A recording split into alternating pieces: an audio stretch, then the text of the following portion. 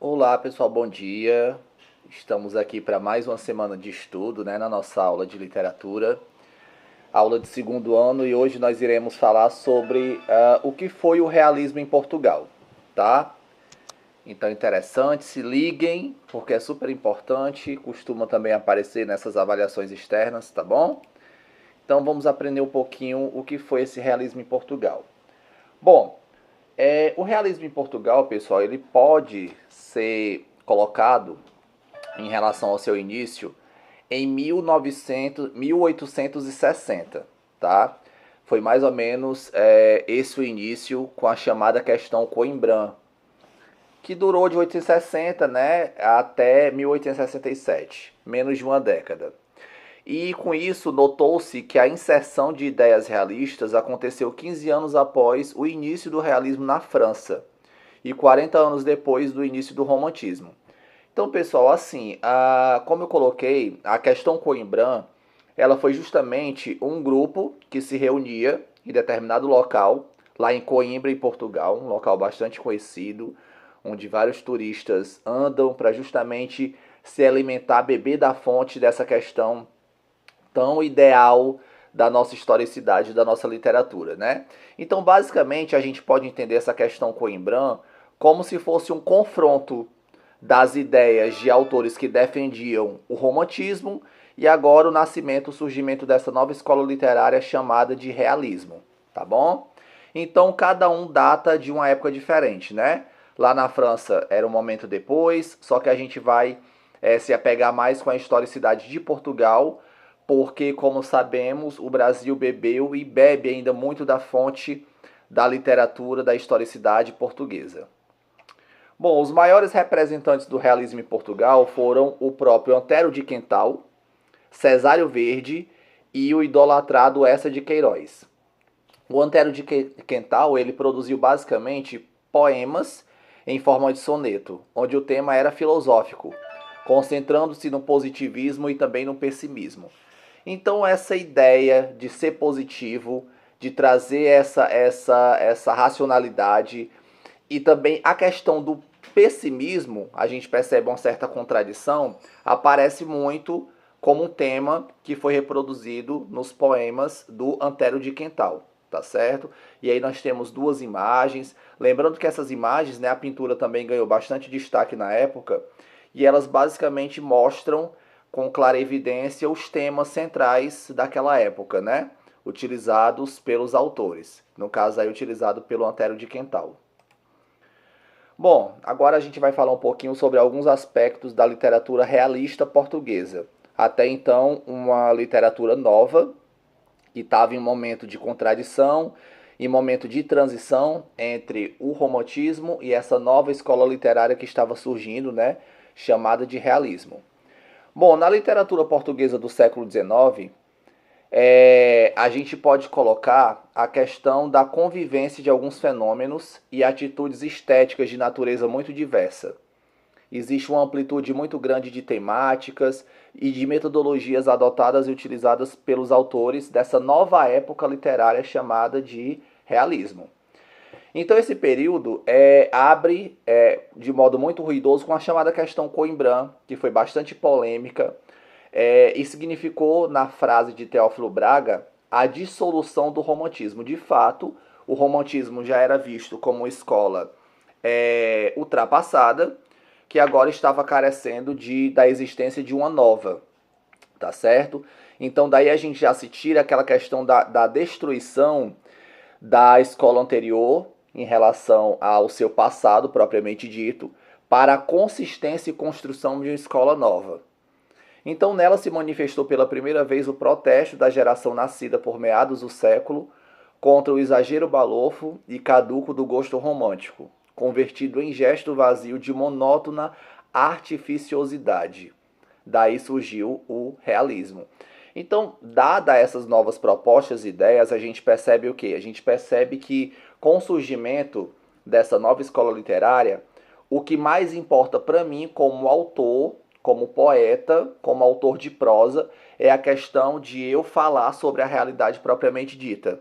Eu falar o que estava acontecendo nas adjacências onde eu habito certo? Naquele local, naquele lugar, na minha cultura, na política da época. Então tudo isso serve como embasamento básico e teórico para eu começar a constituir o meu novo tipo de literatura, agora chamada literatura realista portuguesa. Bom, e aí a gente fala um pouquinho também sobre a poesia realista, né? Onde nós temos alguns autores super importantes, dentre eles o Antero de Quental, que ele adotou uma postura ultrarromântica, defendendo a missão social da poesia e apresentando uma busca filosófica da verdade através da própria existência e da sua própria experiência de vida, tá? Então, como eu coloquei para vocês, isso é bem característico do autor Antero de Quental. Trabalhar em meio da questão filosófica da coisa, a questão do positivismo, e também através da sua própria experiência de vida, né, dentro da sociedade. Então isso fica muito contido para a historicidade do Antero de Quental, que foi um dos 3 principais pilares da poesia realista lá em Portugal. Bom, Cesário Verde. Cesário Verde também é outro autor, né? Ele vai se afastar do lirismo tradicional português, sobretudo pelo tratamento que dá a temas como cidade, amor e mulher. Olha só, Cesário Verde é um autor que vai trabalhar bastante incutido a essas 3 principais predominâncias de temática: a questão da cidade, a questão do amor e a questão também da mulher, buscando espontaneidade e usando o estilo que valoriza a linguagem concreta e o tom coloquial. Esse tom coloquial é justamente para aproximar a linguagem adotada pelos autores da linguagem popular, tá certo? Então ele é concebido como o poeta dos sentidos, constrói imagens com muitas cores, muitas formas e muitos sons.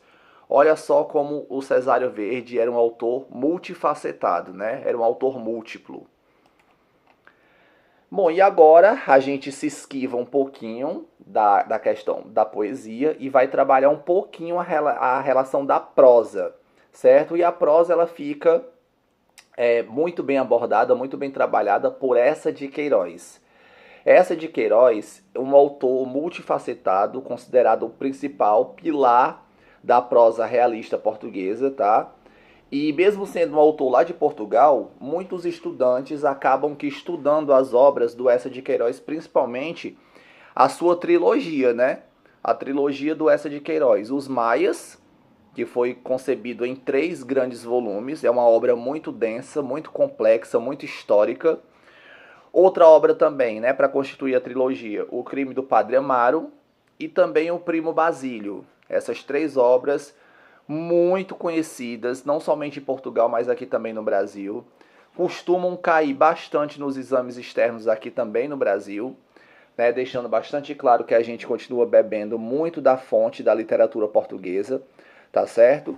Então, Eça de Queiroz ele produziu romances marcados pelo uso do determinismo e também do chamado impressionismo para construir críticas. Críticas a quem? À burguesia e ao clero, por exemplo. Eça de Queiroz, ele foi um dono de estilo direto e contundente, um autor bastante hábil, muito habilidoso na descrição de locais e comportamentos. O pessimismo, o humor e a ironia com que constrói personagens são tipicamente realistas. Ou seja, Eça de Queiroz ele tinha essa facilidade, esse domínio na hora de criar o personagem, de construir essa sua personagem. Ele trabalhava em meio a essa questão da ironia, do amor e também do pessimismo, deixando bastante claro e escancarado quais eram os acervos dos personagens que ele construía para suas obras, né? Muito bem. Bom, Eça de Queiroz, como eu falei para vocês, ele é o principal, ele é tido como o principal autor do realismo português até hoje, certo? Deixou obras muito densas, com muita funcionalidade, obras até mesmo à frente de seu tempo. Deixou obras riquíssimas, um acervo muito interessante. Eu citei para vocês 3 obras, mas como eu falei também, ele foi um autor muito multifacetado, muito múltiplo. Então ele deixou inúmeras obras. A gente trabalha muito a questão do Eça de Queiroz na prosa, mas ele também escreveu poesia, escreveu contos, tá? Então ele deixou muitos textos, muitas obras riquíssimas, certo? Durante a sua trajetória literária do século XIX lá no realismo português, tá bom? Bom, aqui nós temos uma rápida síntese da história do Primo Basílio, né? Que foi também transformado em filme aqui no Brasil, que vai colocar com muita clarividência aquilo que traz no livro, certo?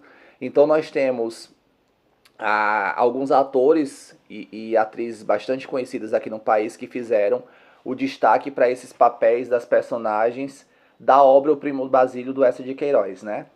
Nós temos a Débora Falabella, o Fábio Assunção, o Reinaldo Gianecchini, a Glória Pires, tá? Então esses autores fizeram de fato fizeram realmente, incorporaram de modo muito bom a questão de cada personagem da obra O Primo Basílio, certo? Eu não vou falar o resumo da obra, porque meio que quebra a expectativa e também o vídeo vai ficar bastante longo. Na realidade, o intuito da aula de hoje é você caracterizar, saber mais ou menos as características mais importantes da obra e da historicidade da literatura do Eça de Queiroz, que foi o principal pilar da prosa realista portuguesa, tá? E também é importante para você saber as 3 obras principais, os 3 monumentos literários deixados por Eça de Queiroz, né? Os Maias, o Primo Basílio e o Crime do Padre Amaro, tá bom? Mas aí você dá uma lida agora nesse momento, nesse slide, sobre a questão do que acontece, do que transparece na história, no enredo do Primo Basílio. É um livro muito bom e o filme também é muito bom, bastante fiel àquilo que transparece nas páginas do livro. O neorrealismo português e a sua tradição. Bom, o movimento neorrealista ele pode ser considerado como fruto da crise econômica de 29. E em Portugal ele está associado ao movimento de resistência democrática à ditadura salarazista. Iniciado na década de 30, esta nova tendência para a literatura de crítica social revaloriza o realismo novecentista. A tradição neorrealista pode ser verificada mais contemporaneamente na ficção de autores como Virgílio Ferreira, José Cardoso Pires e José Santigado. Embora esses escritores não possam ser classificados exatamente como neorrealistas, alguns de seus romances voltam-se criticamente para a observação da realidade portuguesa e acabam por denunciar conflitos de ordem social. Então, pessoal, basicamente a palavra-chave quando a gente fala, quando a gente transita entre realismo e neorrealismo, é justamente a questão da denúncia, né? Denunciar, escancarar de fato os erros, as mazelas, os problemas que transpareciam na época do século XIX lá em Portugal, tá certo? Então, basicamente, o neorrealismo e o próprio realismo português trazem muito à tona essas características, certo? Quando a gente fala de neorrealismo, a gente fica mais incutido em trabalhar o Virgílio Ferreira, o José Cardoso Pires, o José Santigado, certo? Agora, essa de Queiroz, aqueles outros autores falados anteriormente, eles não representam o neorrealismo, e sim o realismo português, sendo o principal deles, né, essa de Queiroz. E é isso, pessoal. Espero que vocês tenham gostado. A aula bastante breve, tá? Como eu falei para vocês, o importante mesmo é caracterizar o histórico do Eça de Queiroz, que foi o principal autor da prosa realista, certo? Do século XIX em Portugal. E também a sua trinca, a sua trilogia de obras mais importantes, né? Os Maias, lançado em 3 volumes em 1888. O Crime do Padre Amaro, lançado em 1875, e o Primo Basílio, lançado em 1878. Tá ok? Então é isso, pessoal. Esse conteúdo ele está localizado no capítulo 8 do nosso livro, certo? Na página 108. Eu espero que vocês tenham curtido. Fiquem bem. E semana que vem estaremos de volta com um novo vídeo, tá bom? Valeu, pessoal. Abraço.